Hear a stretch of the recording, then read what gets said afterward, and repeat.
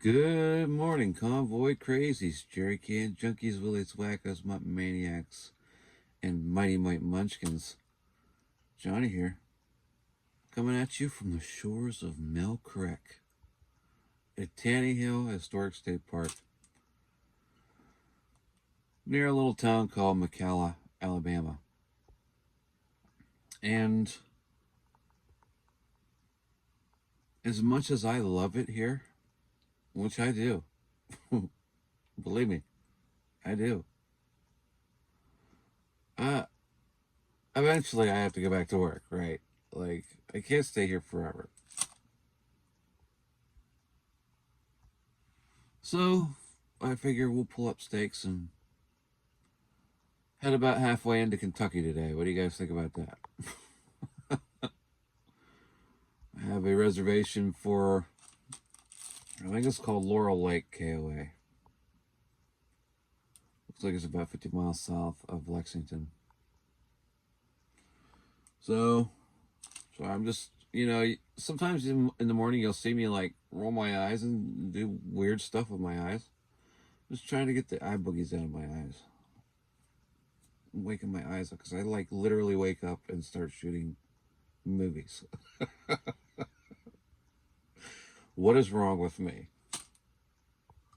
It's coffee time. That's what's wrong with me. I haven't had any coffee. So let's do that. And then we're going to hit the road, unfortunately. March Unit 1, headquarters. Move out.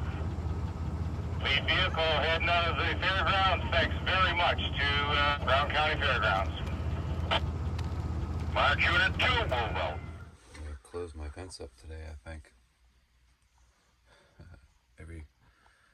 Every day of traveling, I have to sweep all the dead bugs and stuff off of my bed onto the floor and then vacuum them up. So, I'll put this over here, I think, for now. So, a couple things I want to talk about before we leave here, Tanny Hill. One,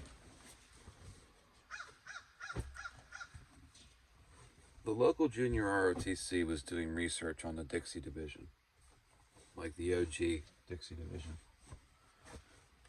Came across the MVPA website, the local chapter's website. We contacted them. I don't know the specifics, but somehow they got the junior ROTC out here. Well, it wasn't officially the show day, it was Friday. And they had a hell of a time out here.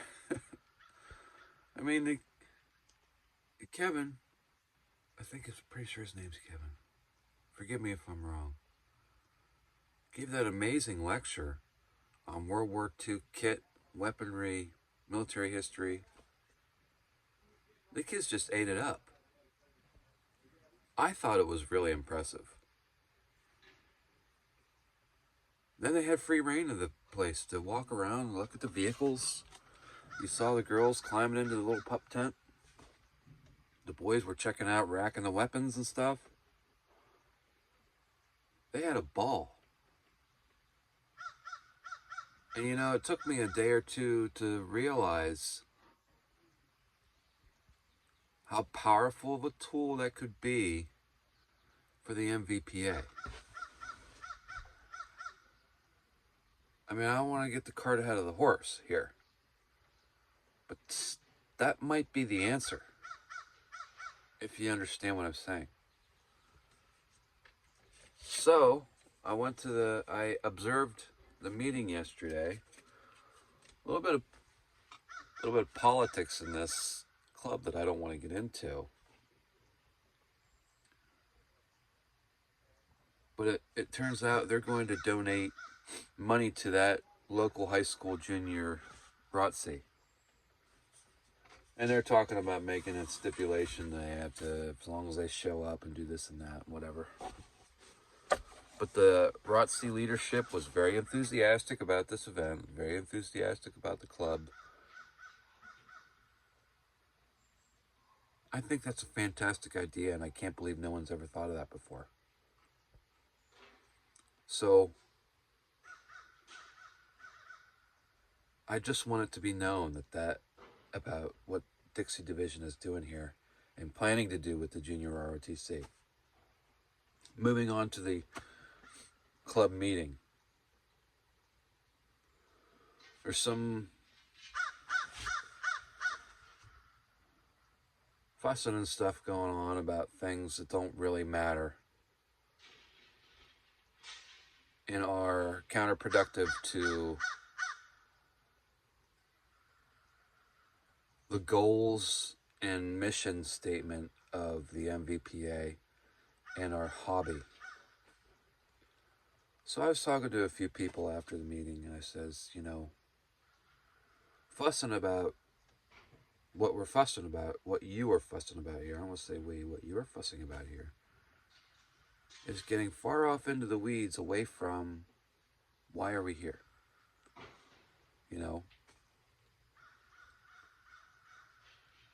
So if you want to come in, do your vote for your officers of the club, and then load up and dip out of here, how is that going to bring new people into the club? How is that going to preserve history? How is that going to educate if you're not here to do it? If all you're concerned about is whatever you're fighting about and then leaving. I mean, if that's on the top of your list, why are you in the MVPA?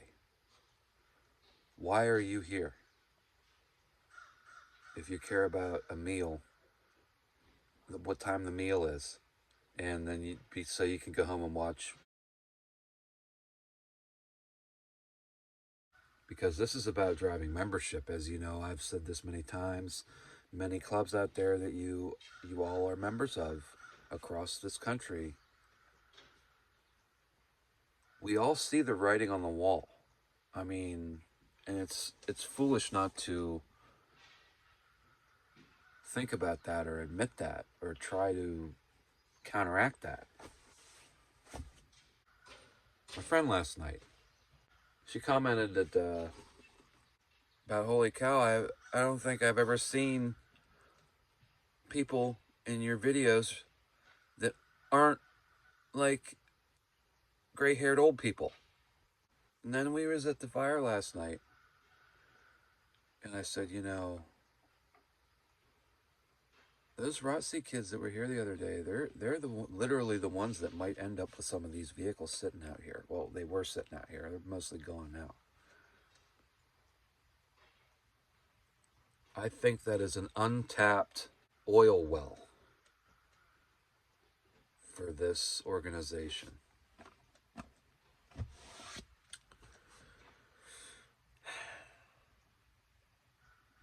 I don't want to talk your ear off, but I just wanted to get some things,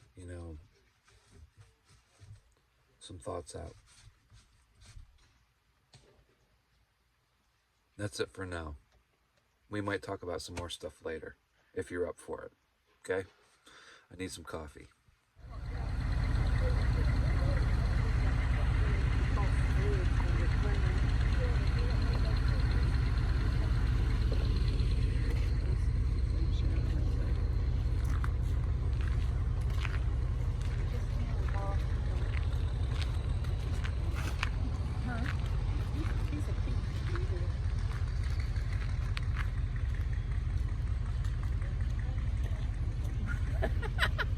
How does it feel? Tell the world, how does it feel being a Dixie darling? Oh, it feels just wonderful. One more. One more. Two more. Oh, you got a 2 more combo together. Oh my goodness. We still couldn't get this.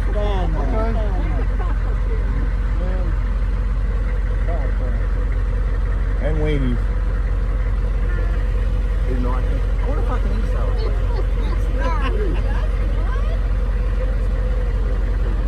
How many cameras you got in your pocket?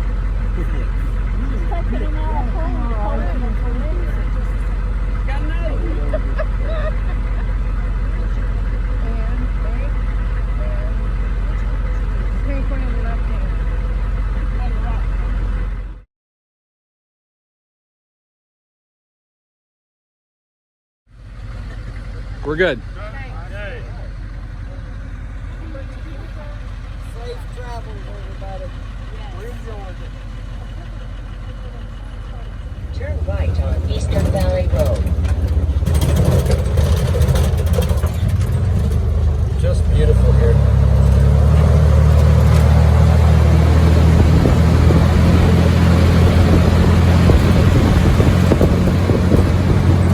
Just you, me, and the little helmet ducky now, buddy.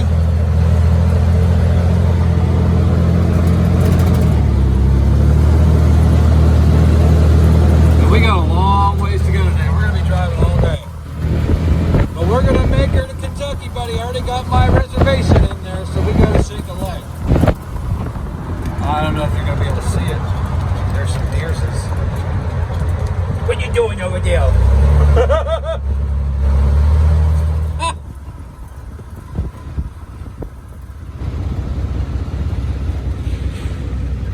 Don't that just beat all? Look at all that mud on my mirror. I got Tammy so muddy last night. Oh, I got mud all over her shirt. I felt so bad. She's like, don't worry about it. It's like the first time I've been muddy.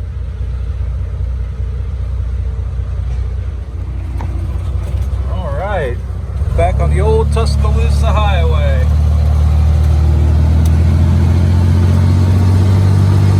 We've been down this road before. There's a Walmart over there, that shady Walmart in Bessemer.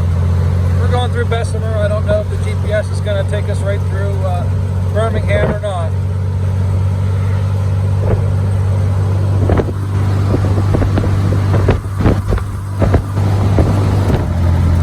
We are heading right into Birmingham. We're going to hang a left on US 78 here in about, I think it was like something like 8 miles. We're on US 11 northbound now.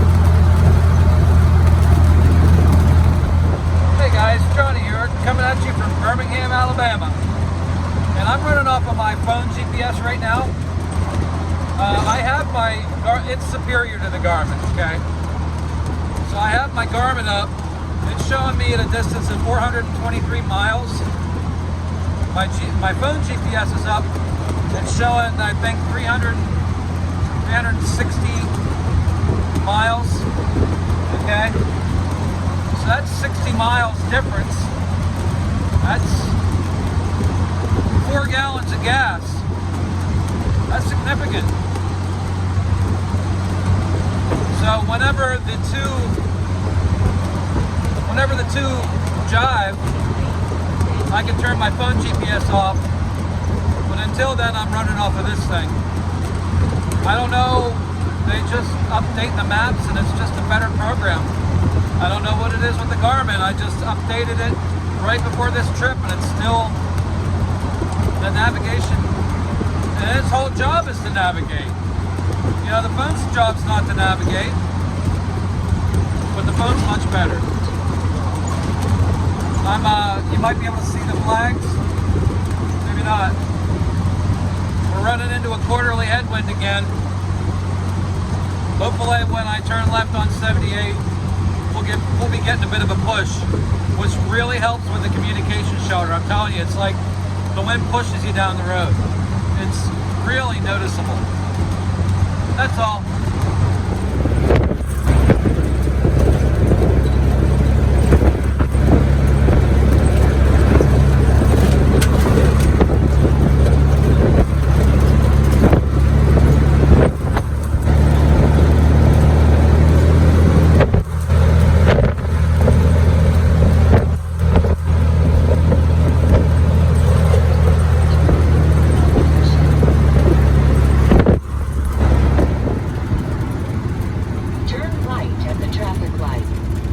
My favorite part about running through these cities is seeing the artwork. You may think that's naive of me, but I don't know. It seems like you wave at people and just treat people like a human being. You don't really run into any problems.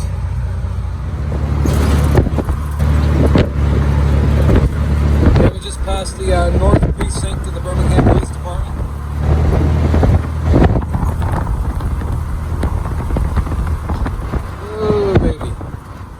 DG Birmingham edition.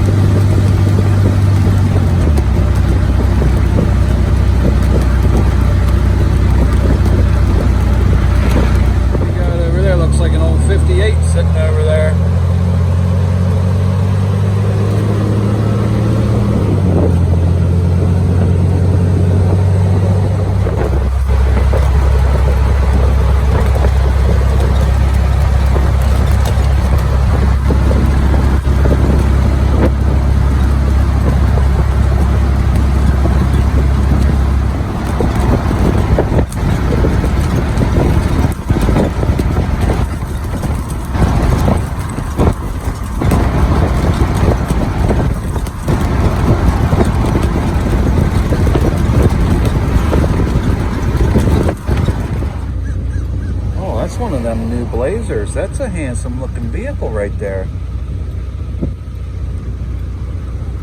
6-bolt wheels. I hear they're nice. I would love to have one of them babies. Maybe get rid of my orange dealer and get one of them. It'd have to be orange though, and a stick shift.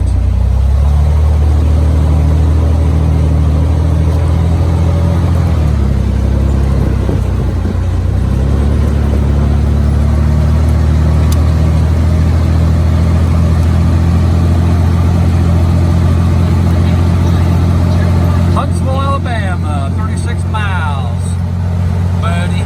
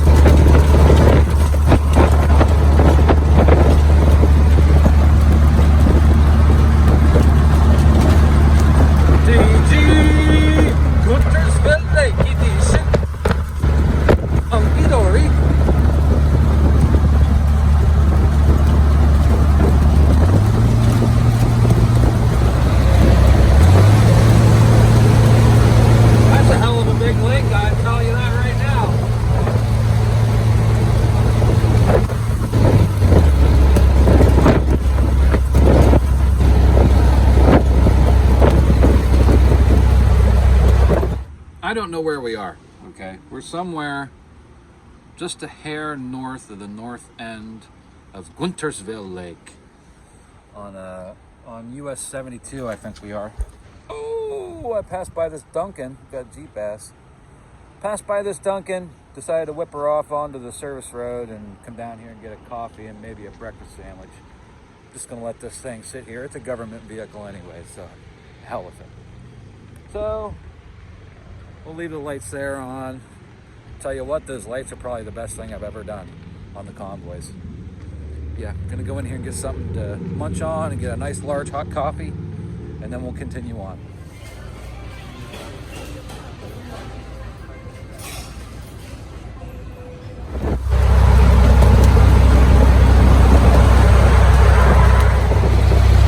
So you can see we're pretty much going up to the far northeastern corner of Alabama. Roll Tide roll. On the right there is Georgia, and to the upper left there is Tennessee.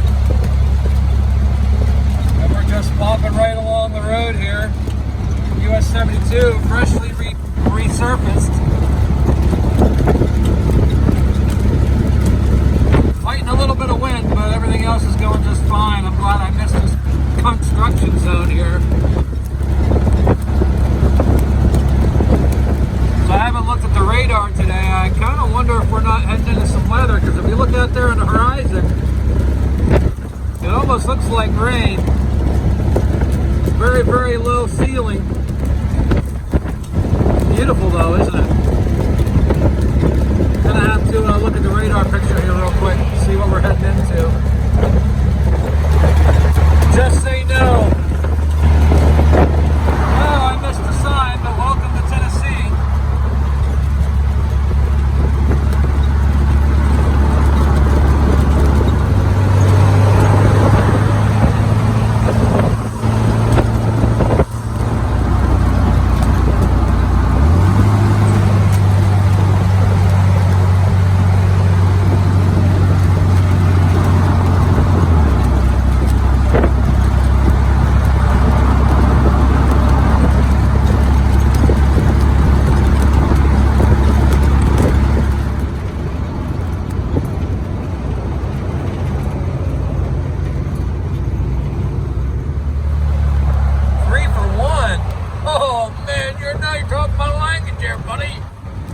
Souvenirs, gifts, and fireworks. Don't make me fall in love with Tennessee all over again now. So we're heading into this little town called Jasper, Tennessee. And I want to explain my refueling. Oh, whoa there, Silver. Drop the 30-mile-an-hour down there, buddy. So we're about 200 miles from the Laurel Lake KOA in Kentucky. And you can't see it, but I'm almost down on empty. This Jeep has about a 200-mile range. So my philosophy is, yeah, I could stop anywhere in along here and get fuel. But I like to plan my fuel stops so I'm not to minimize the number of times I stop, okay? So I like to get in multiples of 200. So as long as I'm under 200 miles to my destination, I can take on fuel, fill up at any point. I also have 4 gallons in the can that I can dump in those rare situations where it's like in between. That could be about another 60 miles unless I'm fighting a headwind. So we're coming into Jasper. Looks like there are plenty of fuel stations here. So I'm going to stop and probably get fuel here. And we're under 200. It's like 195 miles, so I know I can make it. So I just wanted to give you an idea of what's going through my head when I'm going down the road. Oh, hello, beautiful. Dunlap, geez Louise, another Huey. Holy focus.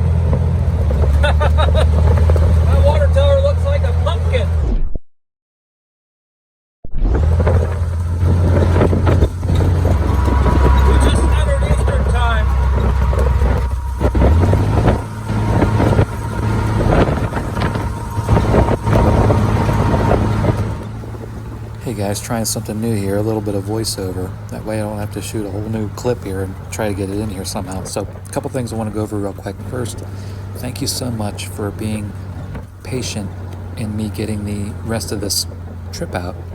I think it's because my phone's getting old. This is an iPhone 10 that you've watched all of these trips on. The app is becoming more and more problematic as time goes on, and less responsive. So this video was already done, and it wouldn't export. So what I ended up doing was deleting clips from the project until it would export, and then the darn thing wouldn't load a new movie. So I had to delete the app and re-download it again, and I'm going to try to get this video done and the last 2 videos of this trip done. So thank you for your patience. Secondly, what I wanted to touch on was we're going up basically the spine of Appalachia here. We're doing our own Appalachian Trail here. We're getting ready to come into Kentucky, and some of these pools really heated the Jeep up more than I really wanted to. And, you know, I always try to look downrange. So 2026, we're going out west again. We're going to be pulling the Rocky Mountains and the Cascades twice, you know, once over and once back. And I really need a lighter trailer under that shelter. So I'm going to be looking for a wooden Ben-Hur, basically the same setup, but minus that heavy sheet steel tub. It's going to save me, I would estimate, 400 pounds of weight off of this rig. And I think it's going to do me pretty well moving forward. And then I'll have a trailer free to haul stuff in, to find more treasures. So, okay, back to the video. We're just getting ready to come into Kentucky now. And onward to the KOA. That there I was talking about, there's an elementary school behind the Walmart there. I'd never seen that before in my life. Okay, well, back to it.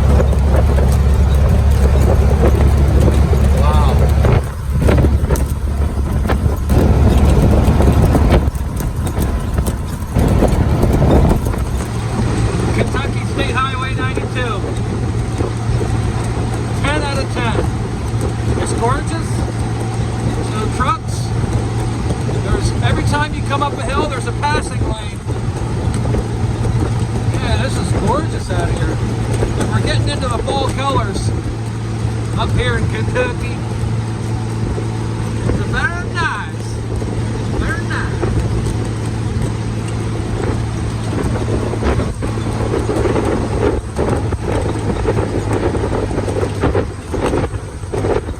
Holy schmoly, look at all those beautiful yellow colors.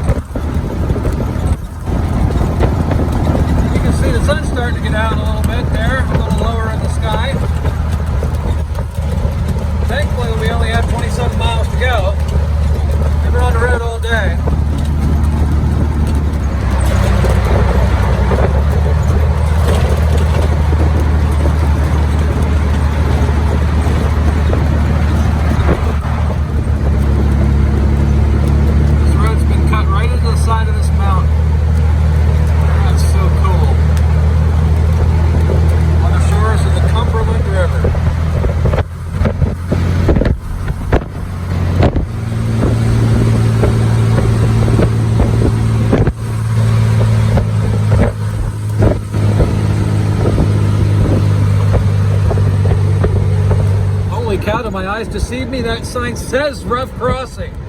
I think that's the first one of them I've ever seen. We better slow way down there, buddy. That wasn't that bad. But the speed limit here is 55, so I mean, it could have been.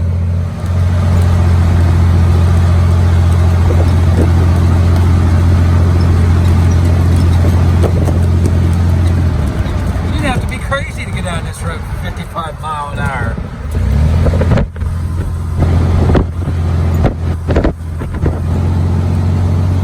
In Pennsylvania, a road like this would be a 35-mile-an-hour road.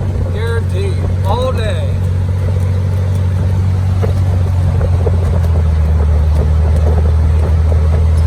Don't see any deersies out there, though. It's getting to be that time of day.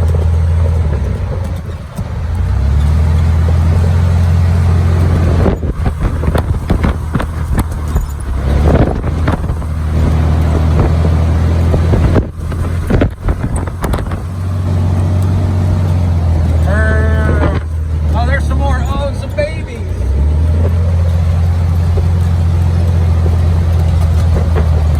Oh, there's a whole bunch of them there.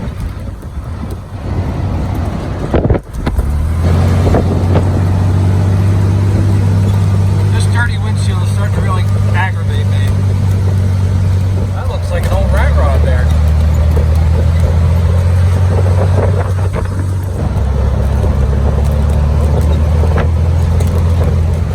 Oh, I guess we'll just send it and wait for the crunch.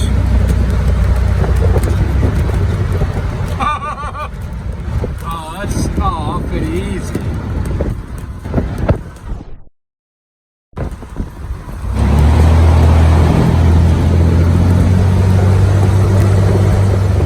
Barn Hunters, Laurel Lake Edition.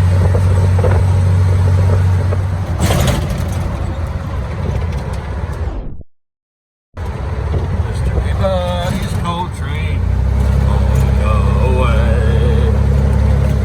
Downtown Corbin, Kentucky, everybody.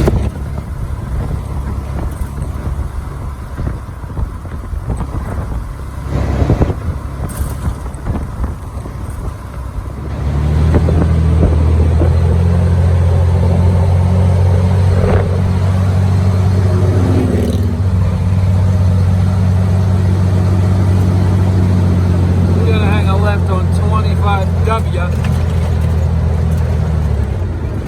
All right. That is the coolest KFC I think I've ever seen in my life. That is cool. Look at how busy that place is. Holy moly. On a Sunday evening. Bro, this intersection's blacked out. Look at that traffic backed up there.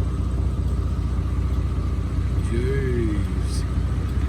Here we go. Come on, green light, go.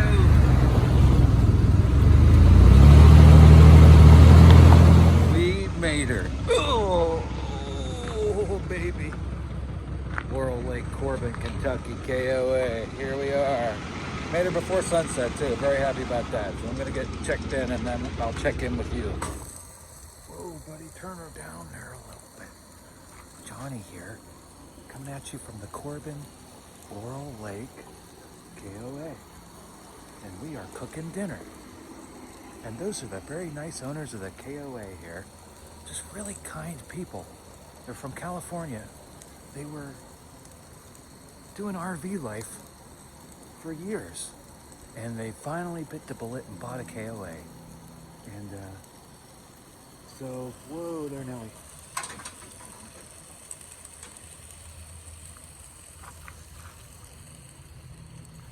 I had my, geez Louise, I saw the white fumes coming out of that second. I had that second burner like turns itself on once in a while. You gotta watch that. Listen, you got one of these, watch that burner right there. It likes to turn itself on. I saw those gasoline fumes coming out of that burner. My soul literally just came out of my body there for a minute. Second time today. I won't tell you about the first time. So, yeah, we made her. We're here. Chatted with the owners for a little while. The owner's son, 18 years old, he loves this stuff. Maverick. I called him Mav because Renee's son's name's Maverick too. So I called him Mav. He called me on the telephone, made sure I was coming. I was about 8 miles out. So I called him Mav. Anyways, yeah. Me and Mav talked for, I don't know, about an hour about this stuff. He had all sorts of questions. I was very eager to share the convoy experience with him. And I gave him one of my personal cards with my phone number and stuff on it. So I think we're burning the Boston, I think this is ribs here. I don't know, listen. They said Rooster said he was cooking Boston butts and everyone was talking about Boston butts. I don't know what a Boston butt is, but I'm assuming it's something to do with pork. Can't do it with one. Hold on. Gotta turn this down. Turn this down. My meat's smoky. That's a good piece of meat right there. I think. Oh no, there's a bone in it.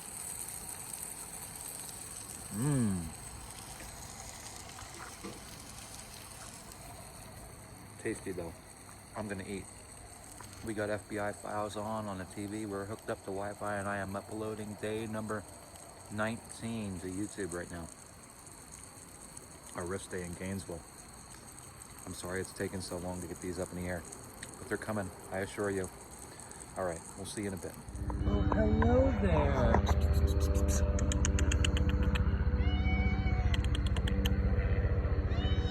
Are you a sweetheart? Come here and check me out. Come here.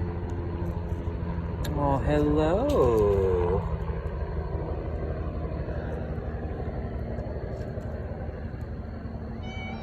Yeah. Come here. Aw, you gonna show me your belly?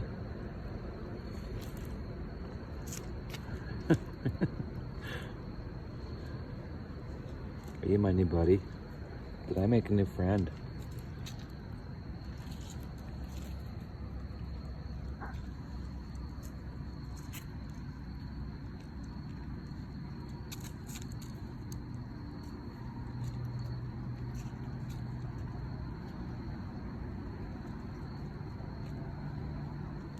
Don't tempt me to take you home.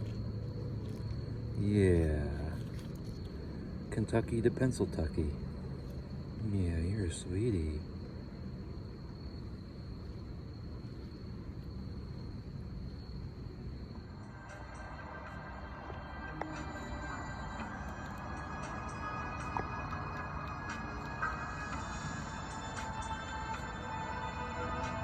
Legacy, a bizarre kinship with lightning. Over the last 4 generations, at least 10 members of the Olsen family have had close encounters with lightning. Terrifyingly close. 2 of them have died.